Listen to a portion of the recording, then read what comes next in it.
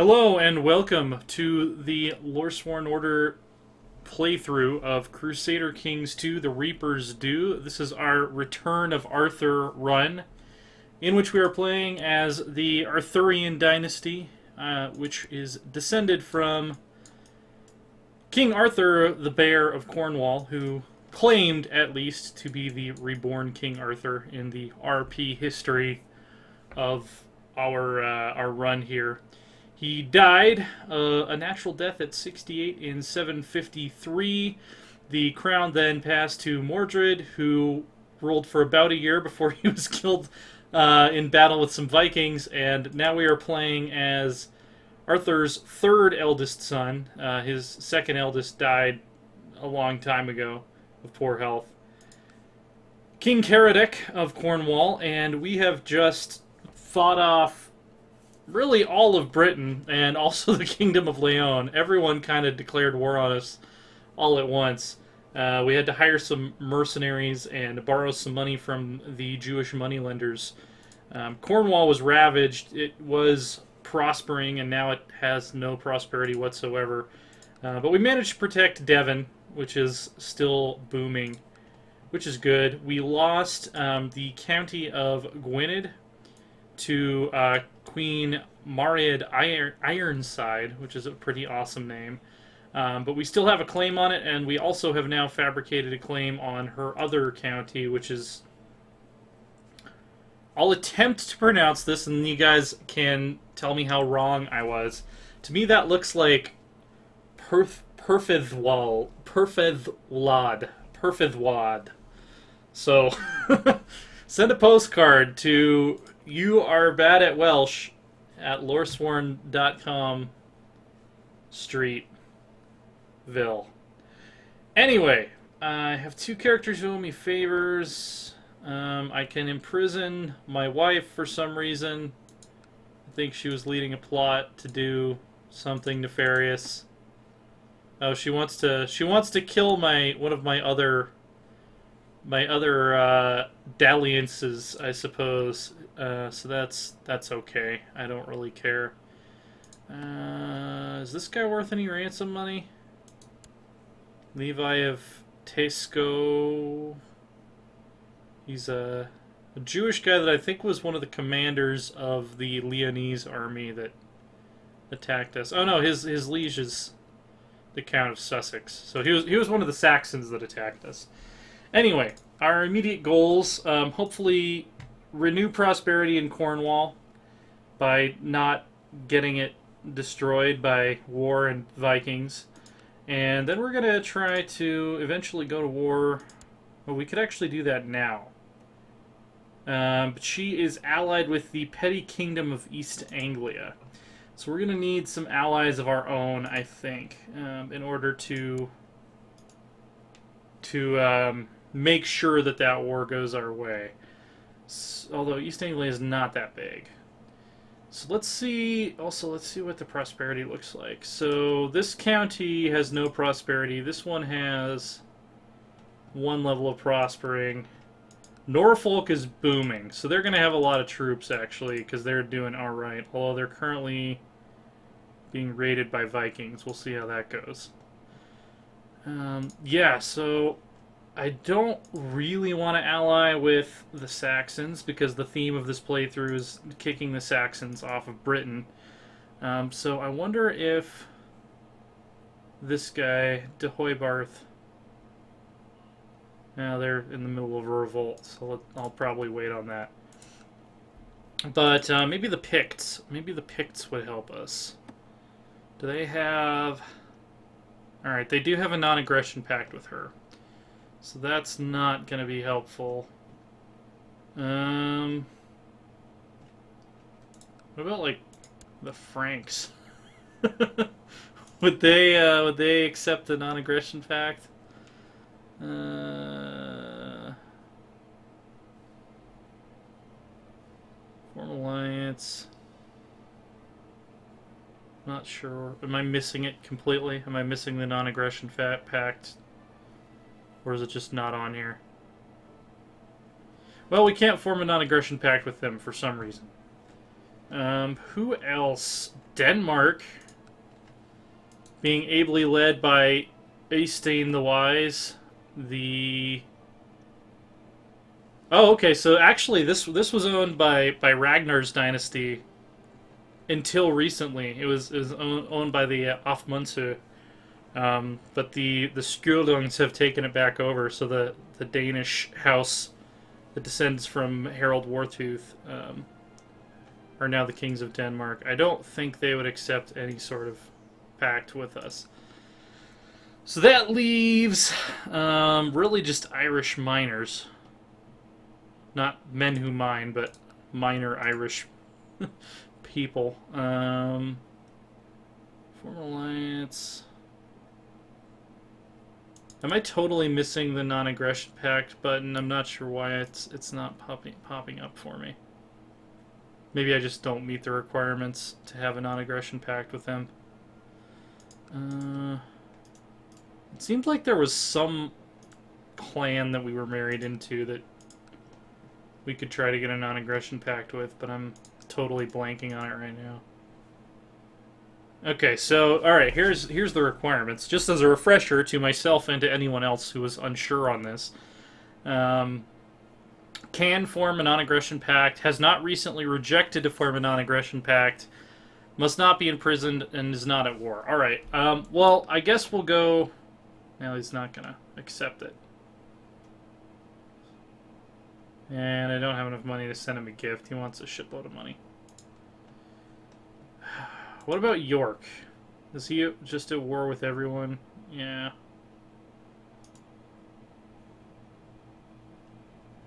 Strathclyde. Are they a vassal? They must be. What about Essex? Can't form any pacts with them. Wessex? Maybe because they're at war. I don't know. I might end up editing some of this down if it's just me boringly clicking around looking for who I can get to help me in my war. Yeah, because I'm not confident that I could actually take both of these realms on simultaneously. Even though that's her only ally. Well, let's wait for my levies to recover at least, and then maybe we can make a plan.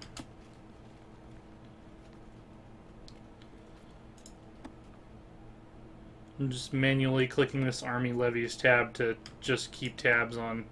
By the way, I want to make sure all my counselors are doing something useful. Fabricating claims on Glamorgan. That's exactly what I want them to do. Train troops. By the way, Enora de Carmarthen basically won the war for us. She's like our own Joan of Arc. So once we get our levies back up to max, I'm pretty sure we can't raise any retinues yet. Nope. There is a man I need to arrest and another I want to assassinate. My spy master Andrea could either help with the arrest or the assassination, but not both. Let's go to the arrest. I could use a 10% plus arrest chance. That would be nice. A woman accused of witchcraft in Shrewsbury has been dragged before my court. Several witnesses have seen her performing dark rituals in her secluded hut, possibly related to recent crop failures. She claims innocence, and it falls to me to determine her fate. I can burn her at the stake. I get piety and Lord Revolt risk. Throw her in the dungeons. Or what is this nonsense? Release the poor women at once. Which will give me local revolt risk and minus 50% tax modifier in... Is this Shrewsbury up here? Yeah, let's throw her in the dungeons just to be safe, and then I think we can just immediately let her out. Let's make sure that doesn't cause... Alright, so no province modifiers. Alright, so we're just gonna secretly let out the alleged witch. And it didn't upset anyone. So there we go. I totally gamified that event chain. Alright. Raiders have arrived in Welsh Place. News from across the sea. By the way, how are our friends the Aztecs doing? They have not taken any additional territory since their original war down here. Rumors have reached Europe of a titanic struggle taking place across the Great Sea in the homeland of the Aztecs. The Aztecs themselves rarely discuss it with outsiders, but it appears they have been locked in deadly war for some time with the Tawantinsuyu, a great empire from the mountains and jungles to the far south of Tenochtitlan. They are ruled by the Sapa Inca, who is allegedly a direct descendant of some kind of sun god. If the stories are to be believed, the warriors of the Inca are armed with mysterious thunder sticks. So, because the Sunset Invasion triggered in the 800s, apparently the Incas have gunpowder in the 800s.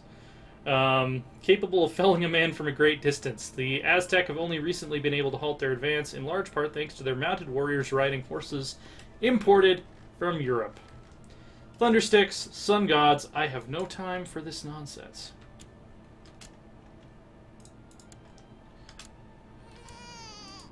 I have a bastard daughter, I can't even remember with who. This is my brother's wife, who was also married to the King of the Picts at one point. She's sickly and has no particularly great traits. I'm just going to legitimize all of my bastards. My court physician, Austol, is worried about my newborn daughter. Oh yeah, he's the heretic that I hired. Anleith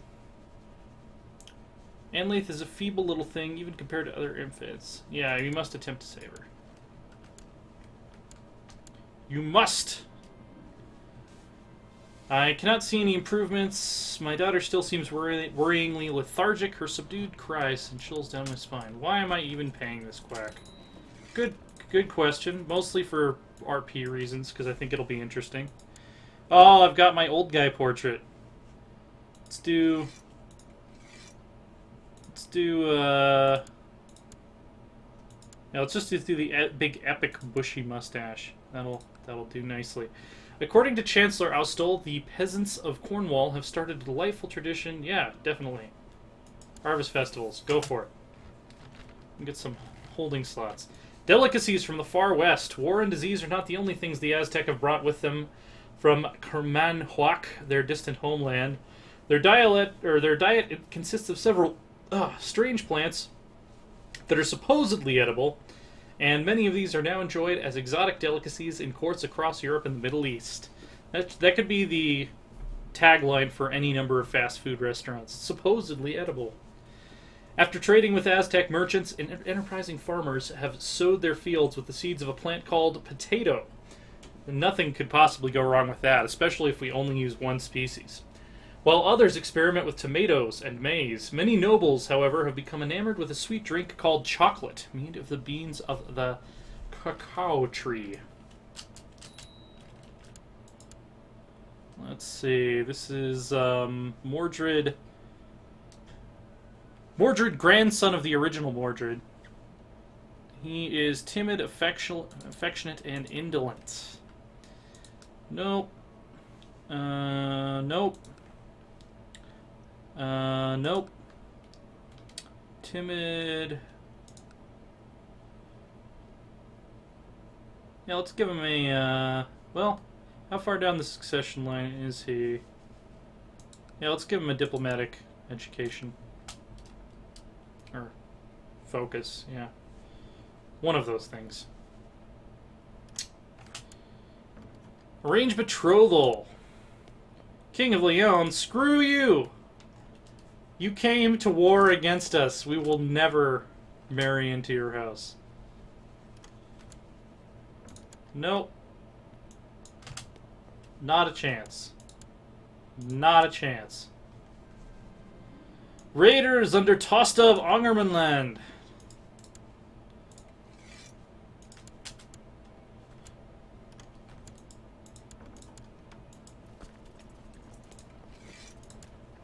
Can I just turn off notifications from you forever? Because it's never going to happen.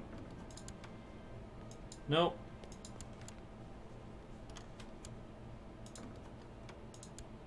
Nope. I'm just going to ignore any notifications from him. Hey, my headache is finally gone, so that's nice. I'm on rulership focus. I'm trying to remember. Maybe I did that to get rid of Craven. I'm not over my domain limit. Let's see. How are my levies doing? They're slowly but surely ticking back up. Alright, I'm just going to let these expire. Like, it's not even worth my time to click on them anymore. Ooh, they're attacking the capital.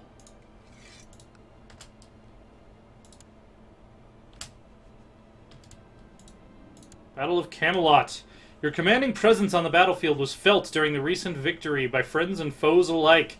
You bolstered the spirits of the men when it was needed most, and you personally led the final charge that broke the back of the enemy army. Take that, Kettle of Bergenholmer.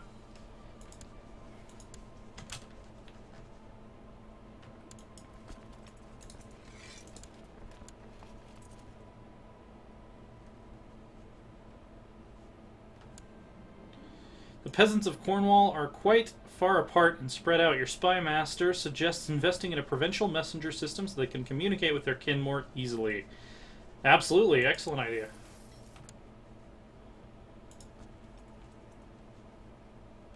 How long do these modifiers last? Regimental grounds, merchant harbor.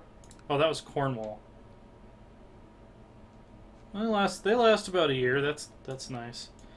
Court physician has shared some of his latest ideas with me. I do not know much of medicine. Perhaps he is on to something. Yeah, let's pay him to write medical textbooks. Sounds good to me. Playful, timid, and brooding.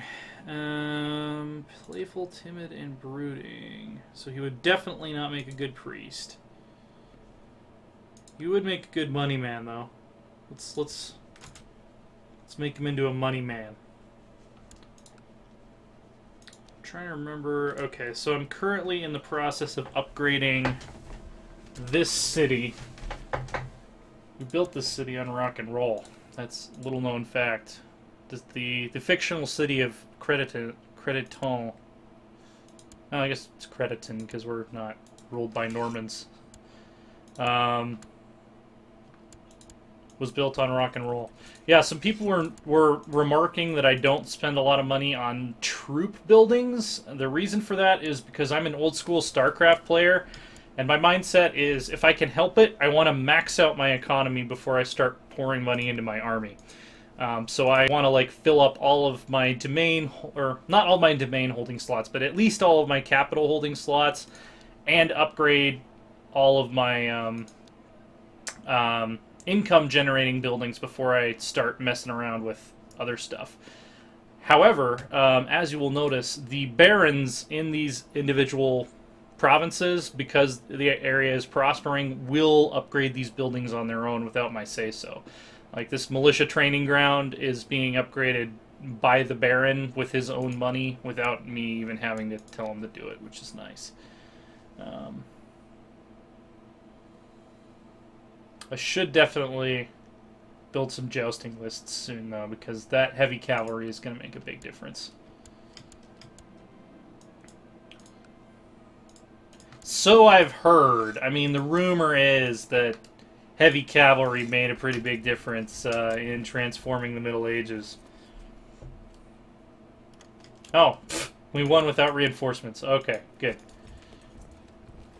Yeah, no betrothals from the Kingdom of Leon will be accepted. You have besmirched us. You've besmirched our friendship, and we won't stand for that. We'll smirch you right back. That's what's gonna be the long and short of it.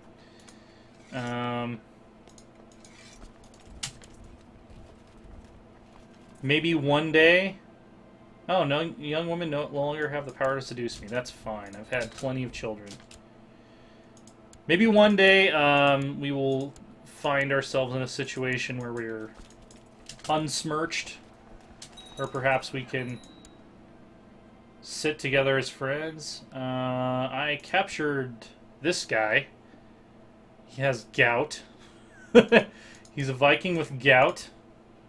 I'm not sure what a good kenning for gout would be. have arrived in Devon. Oh. Well, that was awkward timing.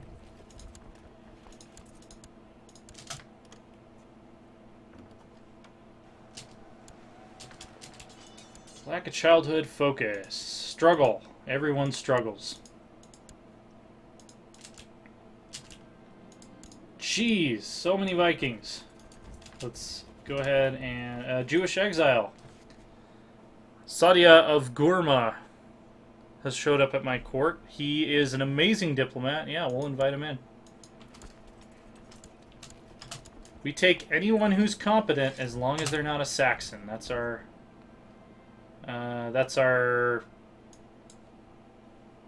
policy here. So Austell has published his new theory, and apparently it has become the laughingstock of the entire medical community.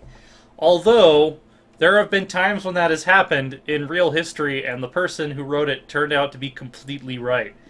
It is being read as an entertainment by scholars and throughout the realm. This godless heretic has brought nothing but shame.